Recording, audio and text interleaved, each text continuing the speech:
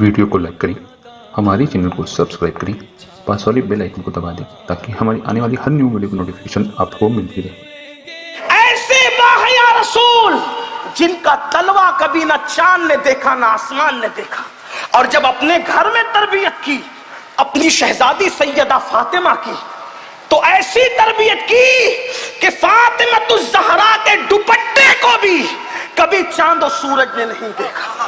میرے امام بیان کرتے جس کا آنچل نہ دیکھا مہوم مہر نے، جس کا آنچل نہ دیکھا مہوم مہر نے، اس ردائے نزاہت پہ لاکھوں سلام۔ حضور کا تلوہ حیا کی وجہ سے آسمان نہ دیکھے اور سید شہزادی کا دوپٹہ چاند و سورج نہ دیکھے، اور ہمارا کیا ہے؟ تولیہ لپیٹ کر پورے محلے میں گھوم رہے، گھٹنے دکھاتے، بے حیائی کی انتہا، برمنڈا پہن کر کے گھومنا فیشن ہے، اور پھر یوٹیوب، فیس بک اور پتہ نہیں کیا کیا بلائیں، انٹرنیٹ اور سوشل میڈیا کی جو جنگل ہے، گندی فلمیں، بلی فلمیں، اللہ کی پناہ، اللہ کی پناہ، کیا حالات ہیں۔ یاد رکھیے اگر کوئی دوپٹے والی عورت کو دیکھے، میں صرف مفہوم پیش کر رہا ہوں، دوپٹے والی عورت کو دیکھے تو اس کو دیکھنے کا پاپ کی نظر سے وبال یہ ہے کہ مرتے وقت کلمہ جاری نہ ہو زبان پر۔ وہ جو ننگی عورتوں کو ناچتے 3 گھنٹے تک دیکھتے، اپنے نرم نرم گدوں پہ لیٹ کر کے زنا کے مناظر دیکھتے ہیں، گندی فلمیں دیکھتے ہیں، لگے رہتے ہیں فحاشات کی طرف، فواحش کی طرف، اپنے خواہشات کی طرف۔ سوچو اللہ کے رسول علیہ الصلوۃ والتسلیم نے فرمایا جو کسی عورت کو پاپ کی نظر سے دیکھے گا اس کی آنکھوں میں جہنم کی آگ کی سلاخیں ڈالی جائے گی اور اس کی آنکھوں میں جہنم کی آگ بھری جائے گی۔ میں حیرت سے پوچھتا ہوں جو آنکھیں دن کا برداشت نہ کر سکے، جو آنکھیں اللہ اکبر پیاس کے ننھے اور باریک ذرات برداشت نہ کر سکے، ان آنکھوں میں جب جہنم کی آگ کی سلاخیں ڈالی جائے گی تو ہم کیسے برداشت کر سکیں گے؟ اسی پر بس نہیں، یہ فحاشی کی بنیاد پر زنا، لواطت، ہاتھوں کے ساتھ جو ہے وہ زنا، اللہ اللہ، یہ ساری گندگی پھیل رہی ہے۔ چھوٹے چھوٹے بچے انٹرنیٹ کی گندگی دیکھ کر وقت سے پہلے بالغ ہو رہے ہیں۔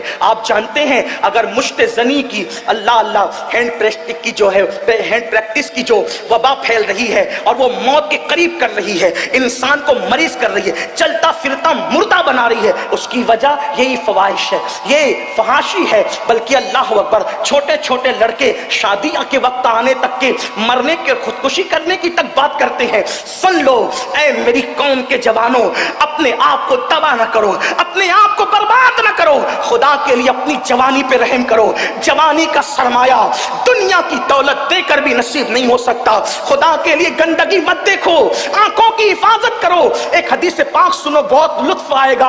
امام المتکلمین علامہ نقی علی خان اپنی کتاب میں لکھتے ہیں کہ میرے آقا علیہ السلام نے جنت نعیم کا ذکر کیا۔ صحابہ نے پوچھا یا رسول اللہ یہ جنت نعیم کس کو ملے گی؟ تو آقا فرماتے ہیں جو اپنی آنکھوں کی حفاظت کرے گا اللہ اس کو جنت نعیم میں بے حساب داخل فرما دے گا، بے حساب اس کو جنت نعیم میں داخلہ نصیب ہوگا۔ آنکھوں کی حفاظت کرو۔ قرآن کہتا ہے قل للمؤمنین یغضوا من ابصارہم، مومنوں سے کہہ دیا جائے وہ اپنی آنکھوں کی حفاظت کرے۔ لوگ کہتے ہیں رسول اللہ کی زیارت کا کوئی طریقہ بتایا جائے، کوئی وظیفہ بتایا جائے۔ میں کہتا ہوں کوئی وظیفہ نہیں، اپنی آنکھوں پہ کنٹرول کرنا سیکھ لو، مٹ جائے یہ خودی تو وہ جلوہ کہاں نہیں، جدھر نظر اٹھاؤ گے جلوہ یار نظر آئے گا۔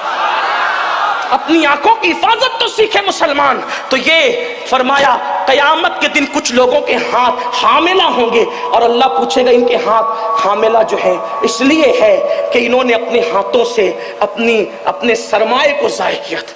دوسری چیز زنا، بس 2 باتیں، بات پوری۔ زنا، اللہ اکبر، اللہ کے رسول علیہ السلام فرماتے ہیں اللہ پاک ہر گناہ کی سزا آخرت میں دے گا، ہر گناہ کی سزا آخرت میں دے گا، لیکن زنا وہ چیز ہے، ظلم اور زنا، اللہ اس کی سزا دنیا ہی سے دینا شروع فرما دیتا ہے۔ لمحوں کے گناہوں نے صدیوں کی سزا پائی۔ اللہ کے رسول علیہ السلام فرماتے ہیں شادی شدہ عورت سے کوئی زنا کرے تو آقا فرماتے ہیں پوری امت پر جتنا عذاب ہوگا اس کا آدھا عذاب شادی شدہ عورت کے ساتھ زنا کرنے والے پہ ہوگا، آدھا، سب کے آدھا، پوری کائنات کے لوگوں کے آدھا عذاب شادی شدہ عورت سے زنا کرنے والے کے اوپر ہوگا۔ اور آقا فرماتے ہیں اس کو تارکول کا لباس پہنایا جائے گا، اس کو تانبے کی قمیص، پگھلی ہوئی قمیص پہنائی جائے گی، اور اس کی شرمگاہ پر جہنم کی آگ دہکائی جائے گی۔ یہ تو بیان سے باہر ہے۔ اور تیسری چیز جو فحاشی کی وجہ سے سامنے آتی ہے وہ ہے بدفعلی، مردوں کا مردوں کے ساتھ بدفعل۔ اللہ کے رسول علیہ السلام نے فرمایا قیامت اس وقت تک قائم نہیں ہوگی جب تک کہ بدفعلی کی کثرت نہ ہو جائے۔ بزرگوں نے فرمایا اگر بدفعلی کرنے والوں کو دم نکل آئے تو تمہارا رستہ چلنا مشکل ہو جائے۔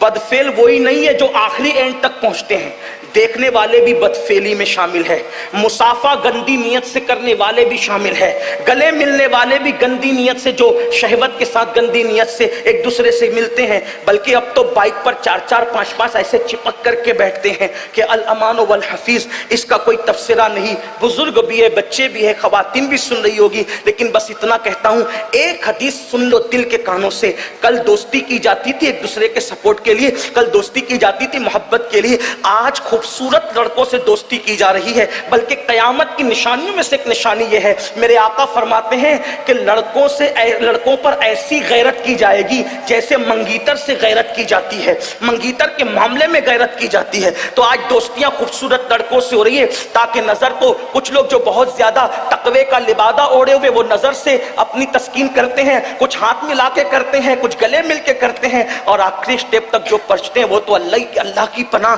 اللہ ہمیں اور ہماری قیامت تک نسلوں کو محفوظ رکھے۔ اتنا سن لے بس، جو کرتے ہیں اللہ کرے ان کے کان تک یہ روایت پہنچے۔ اللہ اکبر۔ میرے آقا فرماتے ہیں کہ جو مرد کسی مرد پر بدفعلی کرتا ہے تو اس وقت حالت یہ ہوتی ہے کہ اللہ کا عرش کانپ جاتا ہے، خدا کے عرش پر کپ کپی طاری ہو جاتی ہے، اور قریب ہوتا ہے کہ اللہ اس پر عذاب نازل کرے۔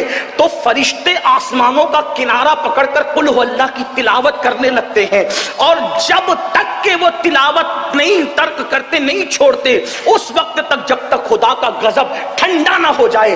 جانور بھی یہ فعل نہیں کرتے، جانوروں میں صرف ایک جانور ہے جسے سور اور خنزیر کہتے ہیں، وہی یہ فعل بد کرتا ہے۔ شیطان نے سب سے پہلے یہ فعل سکھایا۔ میرے آقا علیہ السلام نے یہاں تک فرمایا جو بدفعلی کرنے والا، لواطت کرنے والا مرے گا، ایک لمحہ بھی قبر میں نہیں گزرے گا، اللہ ایک فرشتہ بھیجے گا جو پرندے کی شکل کا ہوگا، وہ اس کو اٹھائے گا اور اٹھا کر کے وہاں لے جا کر اس کو پھینک دے گا جہاں قوم لوط پر عذاب آیا تھا، اور وہ انہی کے ساتھ جہنم میں جلے گا، اور اس کا چہرہ قیامت کے دن سور کی شکل میں ہوگا۔ اللہ اکبر۔ یہ بھی میرے آقا فرماتے قیامت کے دن آدھے دھڑ والے یعنی بغیر سر کے بچے آئیں گے۔ اللہ فرمائے گا تم کون ہو؟ تو وہ کہیں گے کہ ہم وہ لوگ ہیں کہ ہمارے باپ نے بدفعلی کی تھی کسی مرد کے ساتھ، اور کسی مرد کے پیچھے کے مقام میں ہمیں ڈال دیا تھا، آج ہمیں بدلہ چاہیے کہ اس نے ہمیں بغیر قصور کے کیوں دنیا سے آنے سے روکا۔ تو اس وقت اللہ فرمائے گا اس کو منہ کے بل گھسیٹتے ہوئے لعنت کرتے ہوئے جہنم میں لے کر کے جاؤ، دنیا ہی سب کچھ نہیں ہے، فحاشی کا خاتمہ کیا جائے۔ یاد رکھیے، میں آپ سے عرض کرنا چاہتا ہوں اپنے بچوں کی شادیاں جلدی کرو، بیٹیوں کی شادیاں جلدی کرو، شادیوں میں تاخیر مت کرو۔ فرمایا حدیث پاک ہے کہ جس نے بیٹا بیٹی کی شادی میں جان بوجھ کے تاخیر کی اور وہ پھر زنا میں مبتلا ہو گئے تو اس کا ذمہ دار صرف بیٹا بیٹی نہیں بلکہ ماں باپ بھی ہے۔ کچھ لوگ کہتے ہیں ابھی میرا بچہ بڑا کہا ہوا تو بوڑھا نہیں ہوگا تو وہ کب سے بڑا ہوگا؟ کوئی اپنے آپ کو بوڑھا سمجھنے کے لیے تیار ہے دنیا میں؟ تو یاد رکھیے کم از کم اپنے آپ کو بوڑھا نہیں سمجھتے تو ان کو تو جوان سمجھ لو، اور بالغ ہو گئے تو شادی کی عمر ہو گئی۔